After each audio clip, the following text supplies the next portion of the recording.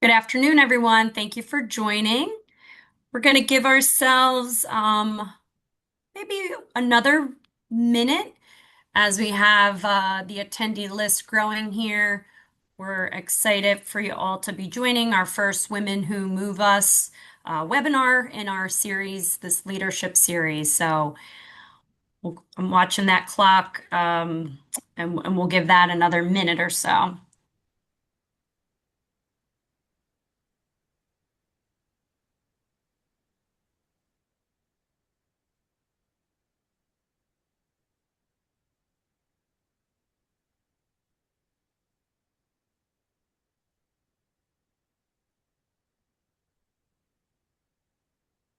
We'll work on this some type of music for this little intro of waiting about a minute here. So, Your specialty, Maureen. You're not very good at this. right? All right.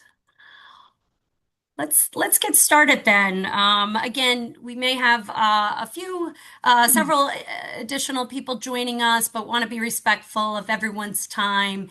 And I'd like to first introduce myself. My name is Maureen Farrell. I'm the Vice President of the 82 Alliance. And again, want to welcome you this afternoon, the morning, wherever you may be joining us today. And you may not be familiar, or maybe you are, with the Alliance. So just wanted to take a few minutes before we get into our featured speaker.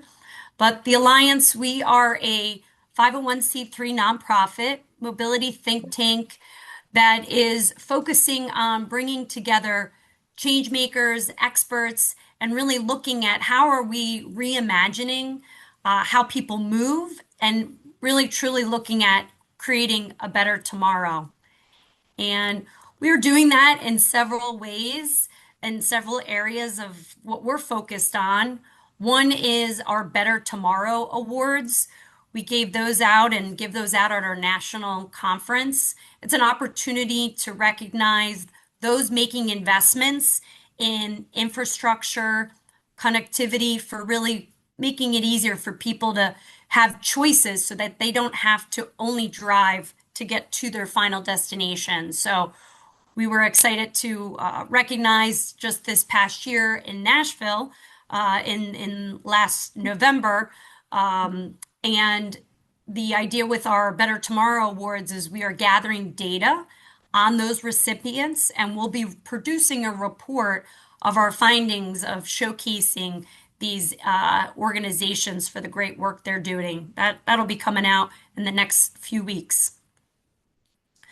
We also, for the first time at our conference in Nashville in November, we recognized emerging mobility champions under 40. We believe it's really important to recognize the next generation, those that are committed to change and trying to work in their organizations for that better quality of life.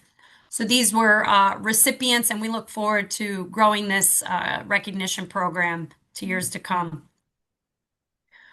We also have an international focus, and with that, we held our first global mobility webinar opportunity to look at best practices throughout the country and internationally. And we're looking at doing that another webinar, international webinar this year. So stay tuned. We'll make sure everybody's on our email list to get that information. And then we also have, as I mentioned, a national conference. And so this year we're going to be in Austin, Texas. It'll be a 2-day conference. Of course, opportunity to network, but really what is an area that we're looking to grow and why we're here today is with our Women in Transportation Committee. And, hopefully information that you're hearing today, truly, really what we're trying to do with the Alliance is we want to build friendships that connecting other individuals, advocates, leaders in the industry.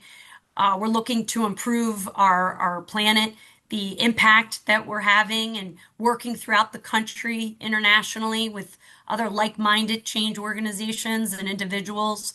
And essentially, we're doing this for the people, the better quality of life. And depending on what you hear today, and as you receive our emails, We'd love to talk and have conversations. If you're not yet a member of the Alliance, I'd encourage you to talk to one of our board members or myself to please reach out. Another area that I'm really excited about, we started Women in Transportation Committee. So I'd like to first recognize our chair, Julia Ween, who will be given a few updates, and then our vice chair, who I believe is also on the call, Melissa. So without your support, we wouldn't be able to help to continue some of these initiatives. So I'll turn it over to you, Julia. Thanks, Maureen. Really excited to have everyone here and to have Jennifer here today to speak. This webinar sort of came about through a Women in Transportation Committee meeting that we had a few months ago. And so, really excited for us to be able to see it come to life. And yeah, I want to do a little bit of a plug for the WIT committee for folks on the call today.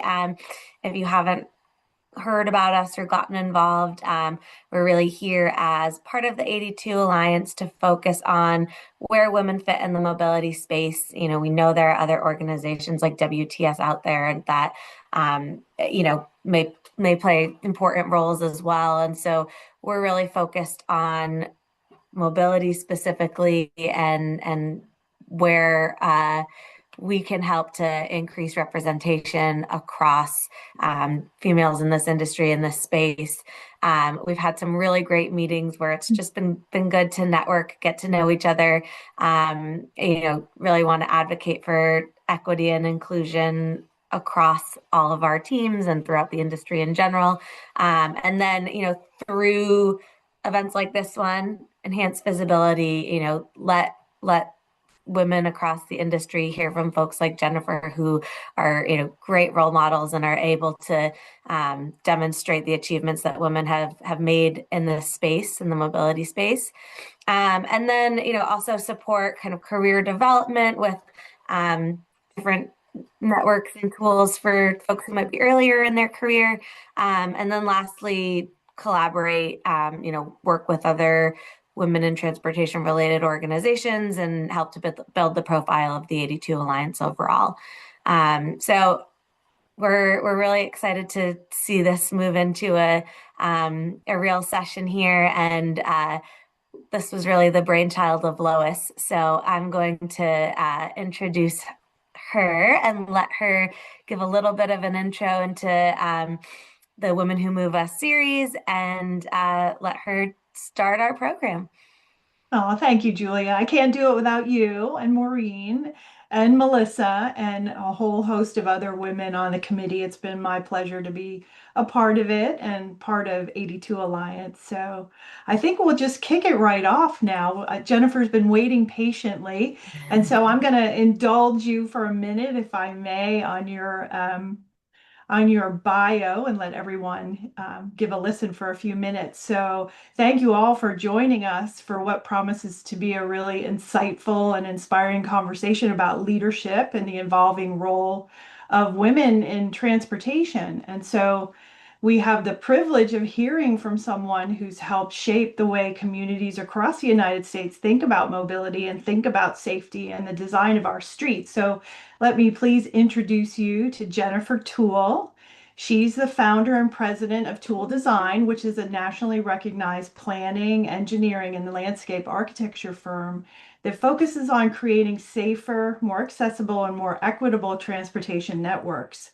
And what began with maybe a seed in her mind and a small consulting practice has grown into a nationally respected firm with approximately 300 professionals working all across the United States.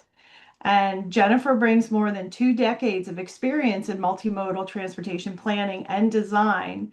Her background is in landscape architecture, and she's been a leading voice. Hopefully, you've heard from her throughout your work. And she's been advancing bicycle and pedestrian infrastructure, helping cities and states rethink how transportation systems can better serve all users. And so her work has influenced projects and policies nationwide, and she's widely recognized as one of the leading experts in active transportation and complete streets design. But perhaps, pardon me, just as important for today's discussion, Jennifer represents something incredibly meaningful for me and meaningful for those of us women in our field. And that is that she's a successful female founder and a business leader in an industry where women have historically been underrepresented in executive leadership. And it's through her vision and determination and commitment to building strong teams. She's not only built a thriving national firm, but she's also helped open doors for the next generation of women in transportation. So, on to you, Jennifer. Thank you so much for joining us today. Oh, thank And you. Thank you so much for that kind yeah, introduction. I really you're appreciate wel- it. you're welcome. Absolutely.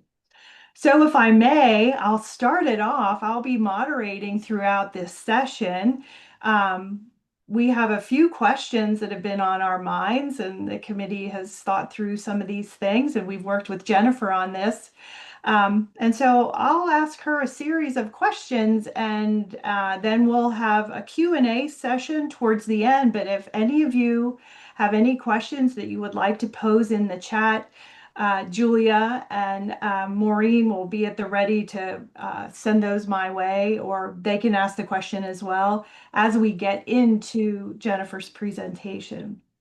So if I may, at what point did you realize that you wanted to build and lead your own firm rather than work within an existing organization?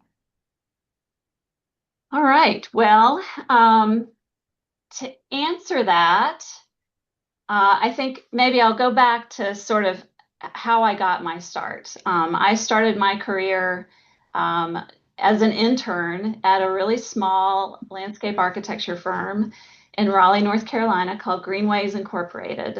And I joined that company once I graduated from college. I graduated at the beginning of the recession of the 1990s. Mhm.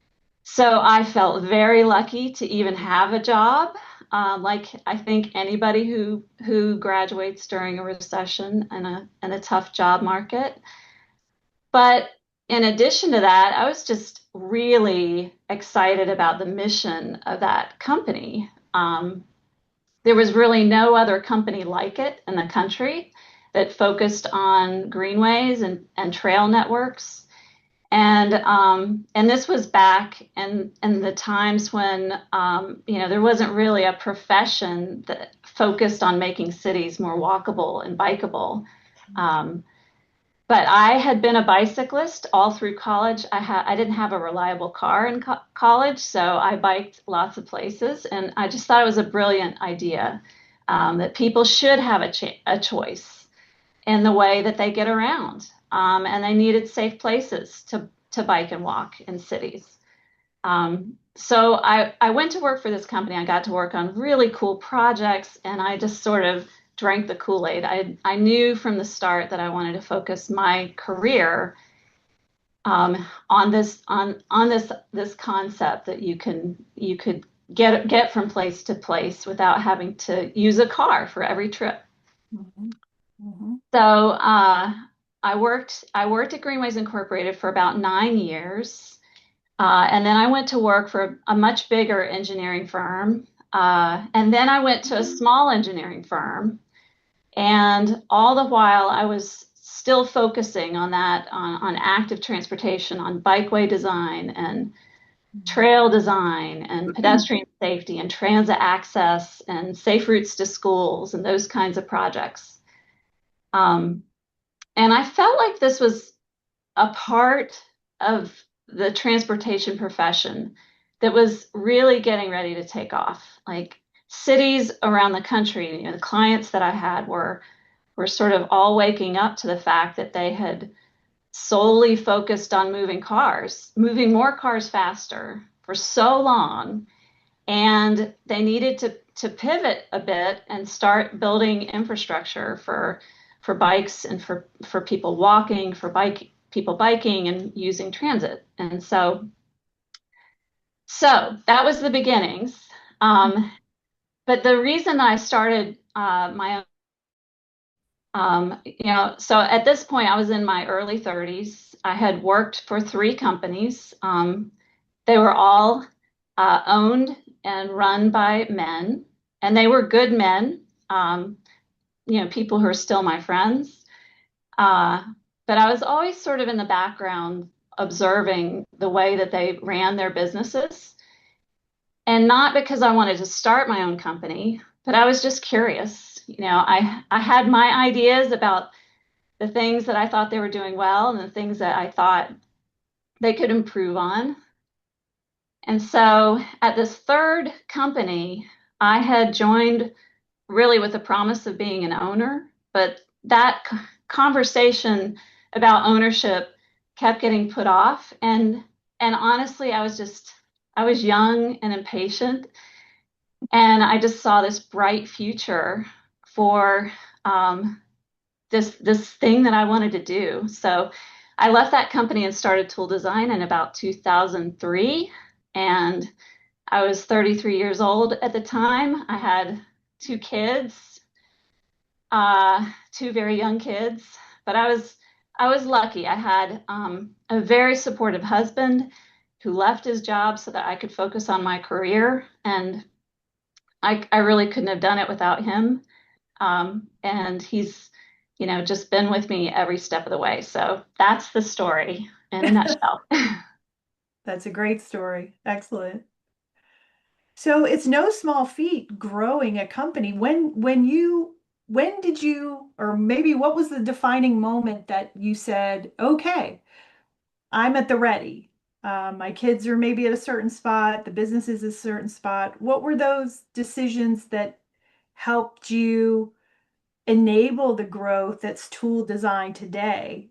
What was the readiness moment, maybe is the question.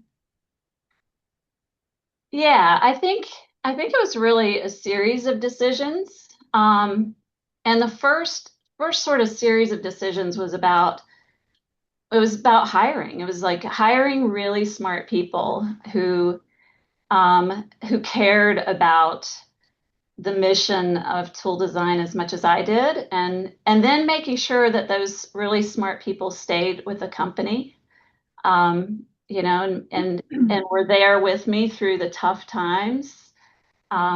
These were people who were not only passionate about what we do, but were also really hard workers and were really good with clients, and who ultimately became owners along with me in the company. And I think the second sort of series of decisions wasn't really just one decision, but it was that from the early days, we were just constantly asking ourselves, like, what do we need to do better to in running this company? Like, and how can we invest back into the growth of the company?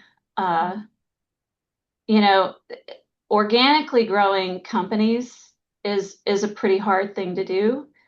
In order to make it work, you have to be willing to sacrifice a lot, the short term gains for the long term gains. So we were just really lean. I didn't pay myself very much. We ran a really tight ship, so that we could expand and we could start investing in offices in new places, and that's those strategic hires that we wanted to make. And fortunately, I had partners who had the same sort of mindset about, you know, not, sacrificing the short-term gains for the long-term vision. Mhm. So those were some of the decisions. And I think even more than that, we had to get used to change. When you grow fast, and we grew very fast some years, 25, 30% growth, you just have to learn to thrive in that change. and always be thinking about the systems that might have worked when we were, 50 people, that now we're 100 people and they don't work anymore. Hmm. We always had to sort of own it when it wasn't working and figure out what we needed to do next. Hmm. How did you cultivate those strong leadership positions, especially with women? What was their motivating, I don't know, tenets, if you will, or how did you just what was the glue that that perhaps kept the women really involved and strong? Yeah. Well, first off, I'll just say that we have never treated women differently from men at Toole Hmm. Design. Everyone has the same opportunities to grow and to learn and to succeed.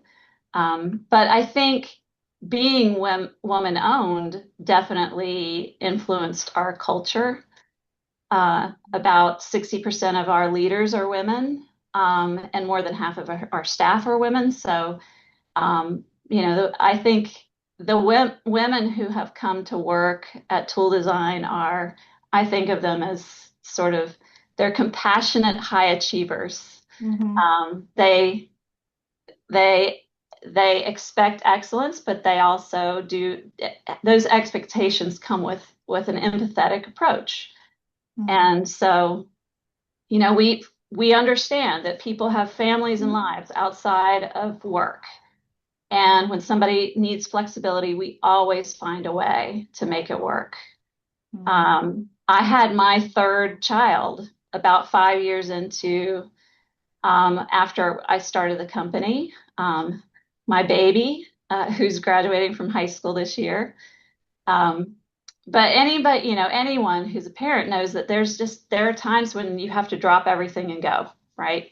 Hmm. Something's happened, your kid needs you, your kid's sick. And it's not just people who have kids, it's, so a parent needs your help. There are all kinds of reasons why you have to recognize it when something else has to come first.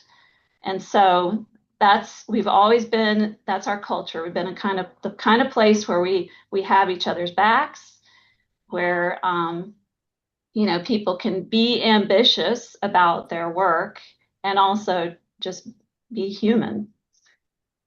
So I think, this is the way that we have developed our leaders, both women and men, is that we talk about this stuff a lot. We talk about our values. We coach our leaders, our managers, and practice leaders on how to make sure that everyone on their team feels included, and everyone in their office feels included, and how to handle difficult, sticky conversations with empathy, and then we demonstrate that flexibility in all the decisions we make as a company, and the benefits we offer. And so it's just a constant message, um, that infuses everything we do. And I think that the reason for that is that we're women owned, and that's just been our ethos, since the beginning. Hmm. Wonderful. Let's pivot a little bit and talk about how you've shaped national thinking around bicycle and pedestrian planning and where you see the biggest opportunities for innovation in that space for your company or for anyone listening to the webinar.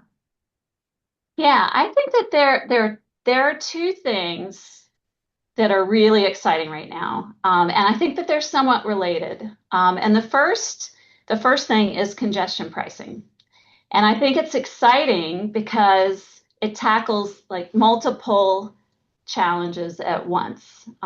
So by charging drivers a fee to enter the most congested parts of a city during the AM and the PM peak, like cities can simultaneously reduce traffic and also improve the reliability of travel time, which means faster bus service, which makes that a better and more reliable mode.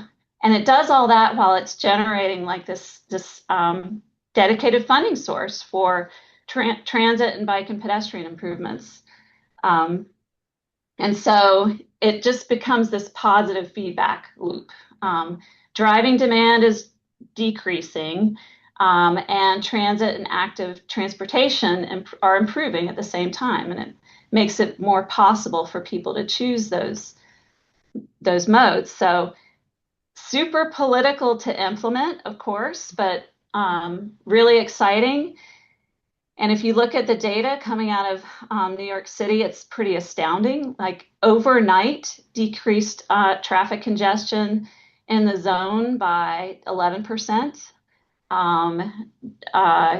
Morning commute times improved by 23%.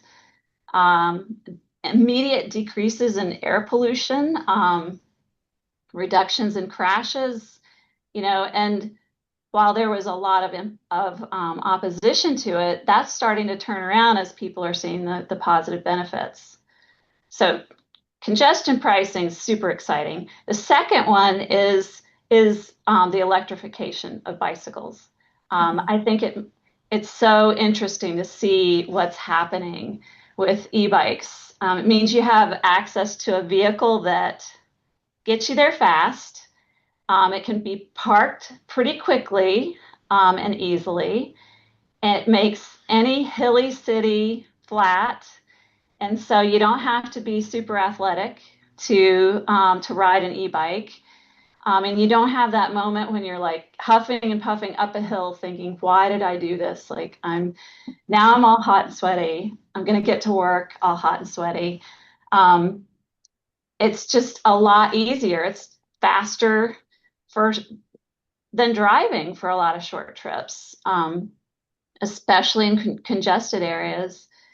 And so I feel like we're really early on in the conversion to e-bikes, but it's pretty exciting to see car trips being replaced by e-bike trips. And it's allowing older people to bike more. Like my dad is 88 years old, and about 4 years ago, he realized he needed to exercise more, and he's got a bad hip, so he got a recumbent electric bike, and so he rides 12 miles a day most days for exercise. He wouldn't be doing that if it weren't for that. And it's not a real strong e-bike. It's just a little boost to help him get up the hills. But I just think that it's a tremendously positive trend. And these two things are related because congestion pricing just helps build the case for using an electric bike instead of a car. So I think it's just an exciting time for both of those things. Mm. Way back when, would you have been able to foresee that? No, I mean, I know. I remember a time when we thought that e-bikes were just never going to take off, that Mhm. they were, and the first generation of them were, they were Lucky. imperfect and Yeah. didn't really work as well as they do now. But Right. Right. yeah. So back to some more um, I don't know, business operation, maybe thoughts. You took risks early on in your career. So what advice would you give to women that want to start a consulting firm? It's exciting out there now as far as opportunities and all the multimodalism that's happening around the country and overseas, right? It's a very exciting time. People know what transportation demand management is, come to expect transit, and come to expect multimodal cities. Um, so what advice would you give women who want to start a consulting firm? Well, I would say that it's important to go into it with your eyes open. I mean, we've all seen the statistics that half of new businesses fail in the first 5 years. So, yeah, so going into it with your eyes open and being ready to work really hard to especially in those early years to get over that sort of 5 year hump. Um, but always knowing that, I knew when I started my company that failure was a distinct possibility. And so you got to make sure you got a safety net ready for you. But also don't let all that stop you from, if you see an opportunity and you see a need for something that you can provide and you think you can build something, go for it. Absolutely go for it. But have that support system in place. And for me, that was my husband and my parents. Mhm. I knew my parents would let us starve. And if worst came to worst, we could move back home with them. You know, but that gave me some confidence to take some risks, and another thing that could be your support could be a business partner, somebody that helps you start the business and is a co-owner in the business. And my advice there is if that's the route that you're going to take, is just to make sure it's somebody that you completely trust and that you get along with. Um, Going into business with another person is about as big of a commitment as a marriage. Know enough about that person to know what they're going to be like during the tough times, and make sure it's somebody that you want to spend time with, a lot of time with. Mhm. Um, and then get your small business status. I mean, DBE programs are going to change. But most of them will probably convert to small business programs, and so I think there will still be goals around contracting for small businesses, and that certification process, Lois, as you probably know, is not easy, especially. I remember the first year, the certifying agencies wanted to see our data. They wanted to see a balance sheet and profit and loss statement and other things that we didn't have because we just started. And so, and then once you do have that data, certification is a lot of work. So, yeah. Um, and then I think just having people you can go to for advice, colleagues you trust that you can say, this happened. Now what do I do? Or what's the name of a good accountant, or who's your banker? Mhm. Just having people you can get advice from, that care about you, I think is another important thing. Mhm. I've always thought that everywhere I go, or since I'm also a business owner, that you constantly have to establish credibility and authority as soon as you walk in the room. Yeah, so You always true. have to be the one that's on, the one that knows all the information, the one that has all the answers. And it's tough to do that. And sometimes you think, isn't it obvious? Once I start talking and giving information and sharing information and mentoring, isn't it obvious that there is a lot of credibility there? But, and I don't mean to, I'm not downgrading men, but do you think it's because we're women, we constantly feel like we have to establish credibility and authority when we walk into a room so that we're taken seriously? So have you ever felt that or experienced that? Oh yeah, right. Yeah, I mean it, especially in the early years where you know, most of the rooms that I went into were mostly men, you Mhm. know.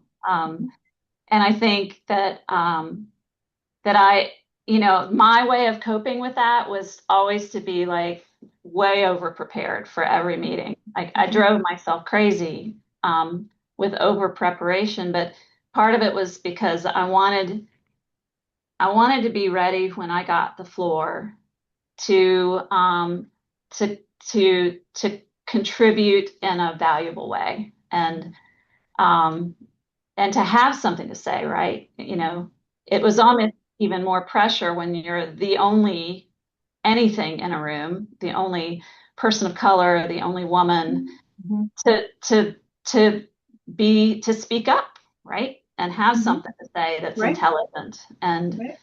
And so yeah, I think that that's true. Hmm. Yeah. I don't mean to be flippant here, but I used to say to my staff that, you have to have all your financial, your P&Ls, the documentation, the data about what you do, uh, the reports, the details. You walk into a room with binders, and I used to say, everybody knows everything about me except my bra size. Except now that there's AI, they probably know that now. So there's no mystery anymore. Or, but still, I have to, we as a collective group of women always have to continue to hold the bar high, always perform. And a lot of us are certainly motivated by that, but it's also can be very exhausting. So, what do you do to relax and to let your hair down and enjoy your business, your staff, your life, your family, your husband? What do Oh you my do that's completely different from multimodal planning and all that? Well, I would like to say that I have tons of hobbies, but I will admit that I don't, I wish I had more hobbies, but I still get on my bike. I go for a bike ride. My husband and I took a ride downtown into DC a few weekends ago. Um, and we both have electric bikes. He has one too, and he was a kind of late adopter. Um, but oh my gosh, it was so much fun, and it reminded me why I do this in the first place, you know. Mhm. And it all, it was a chance to see some of the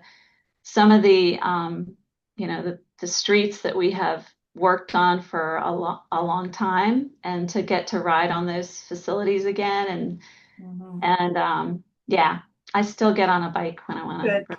relax. Yep.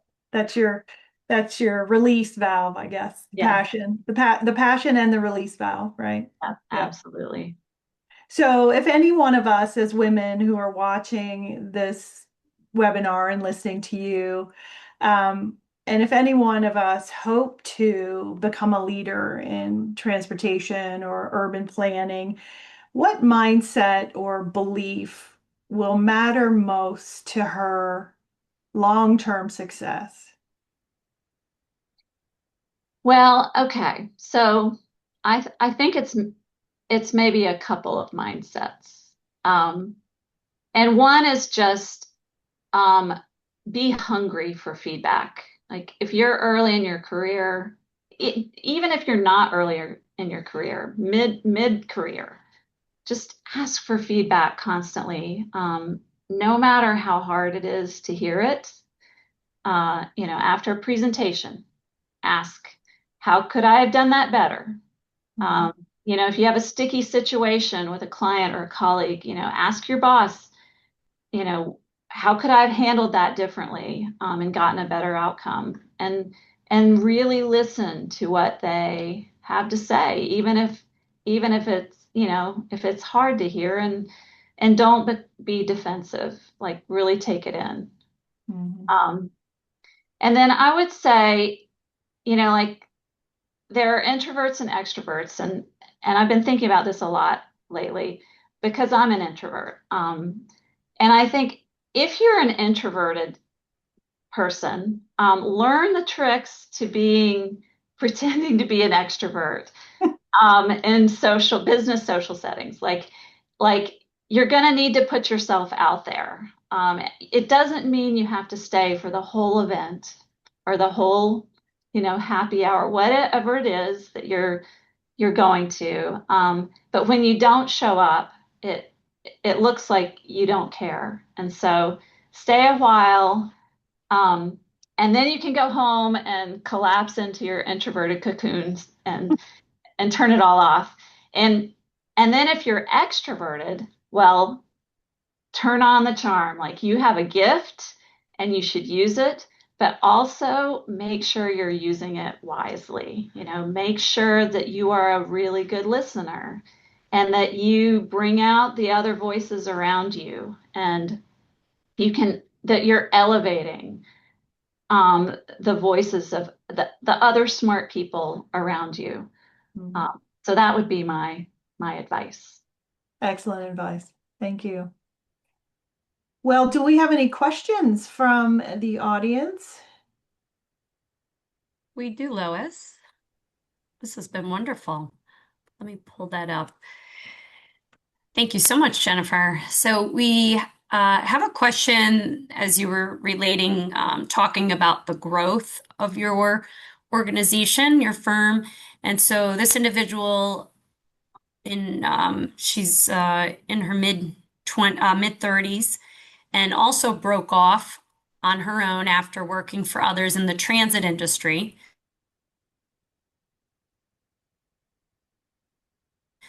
And she's really interested in various clients, such as the agencies, the providers, and professionals. So her question is, how long, maybe, understanding the size of, talking a little bit more about when you were much smaller. Yeah. Yeah, I would say the first 7 or 8 years. I mean, the curve was dead like this. So those first years, we were small. We were only 2 a year. And it wasn't until we got to sort of that 8 year mark that things started to pick up faster. Um, and it's almost like it's almost like when a motorboat takes off and it's churning through the water, even though you're giving it full power. I go out in boats a lot, and it's when that boat gets up on the water that it's going faster, and it just takes time to get to that spot, that place um, where you've achieved enough efficiency in your accounting system and the way you do marketing, where you can. It's not everything isn't so as hard as it was in the very beginning. So yeah, took us about 7 or 8 years. I think it was probably around the time we opened our first branch office in Boston that we really started to pick up some steam. In addition to your success with that, could you say that the industry ticked up a bit, meaning people around the country were getting more uh, involved in multimodalism, wanting those services and systems in place? Could you say there was a dovetail with Oh, both of those absolutely. things happening? Yeah. I mean, Yeah. and that people always say, business is hard work and good timing. And Hmm. and I think if you plotted um, a trend line of the amount of money spent on active transportation in the US, and it would match our growth, Yeah. really. The Sure. Excellent.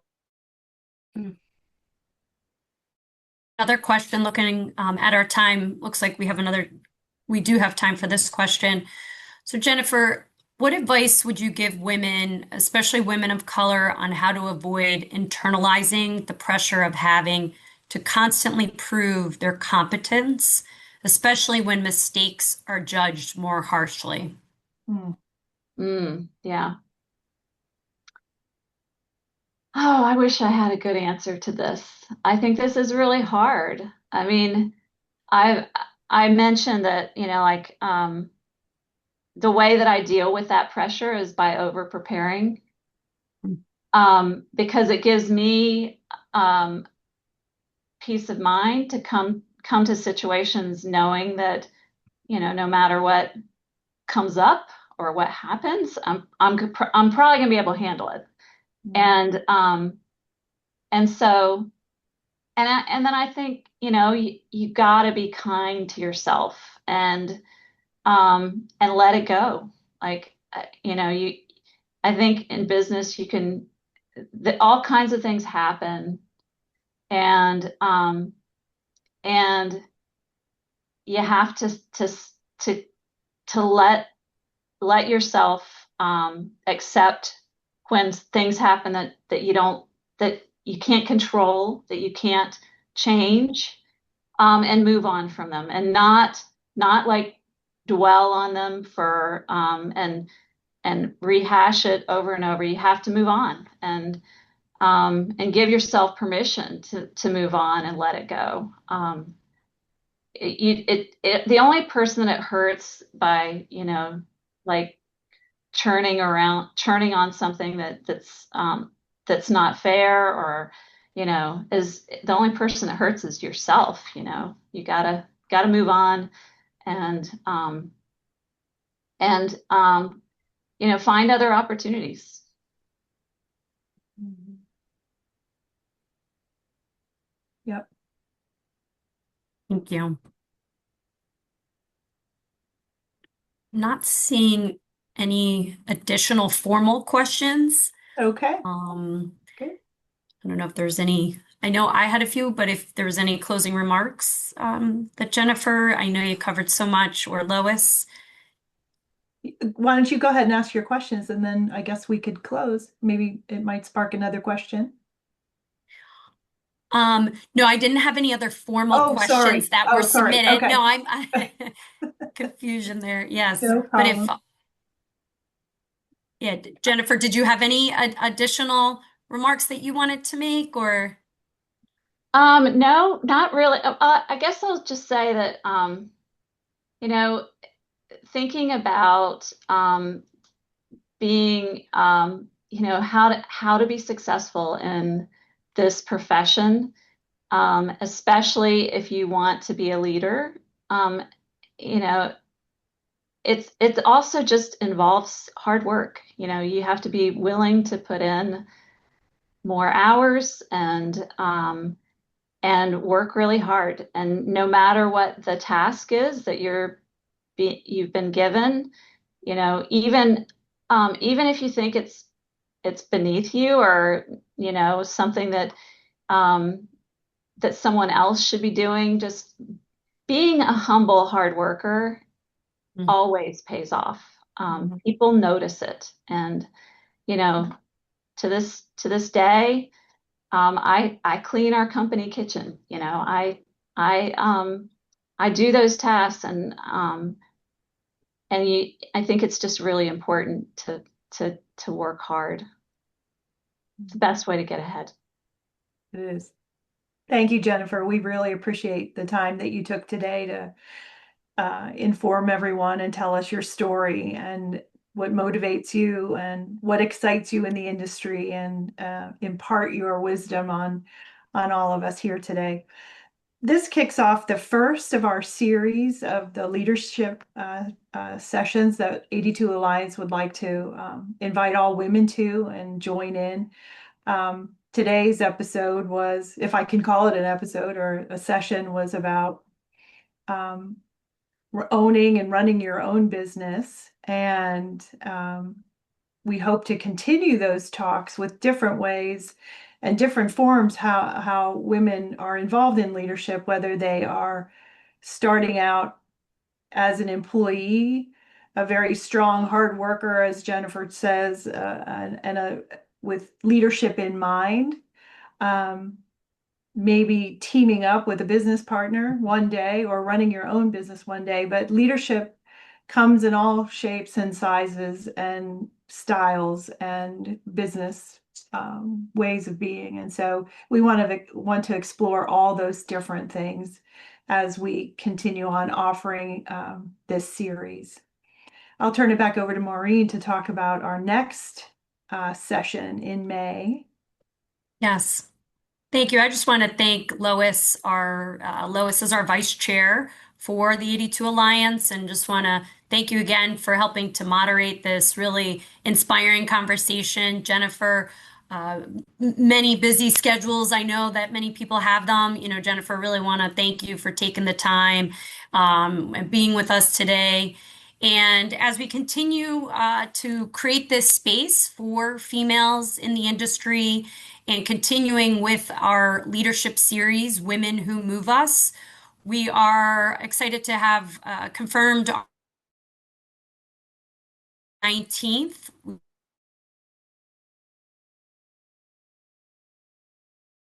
So Laura Square.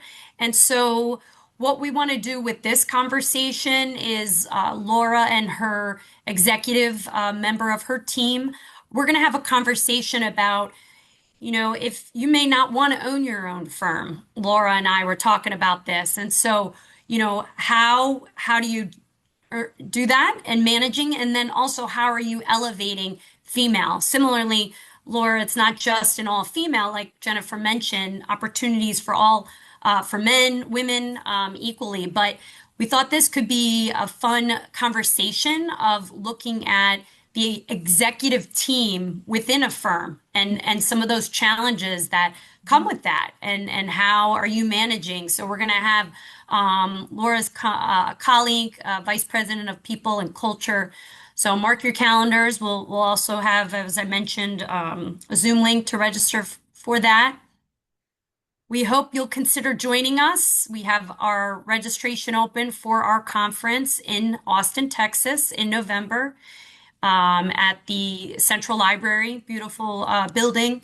So more information to come as our program is being continuing to be built out for that, but hope to see you there.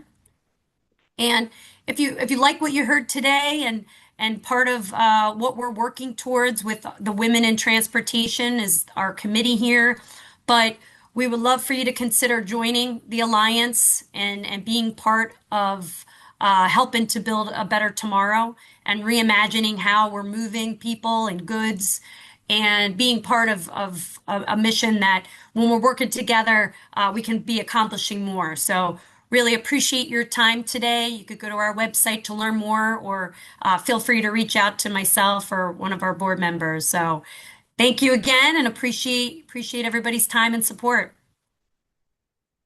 Thank you. Thank you, everyone. Thank you all.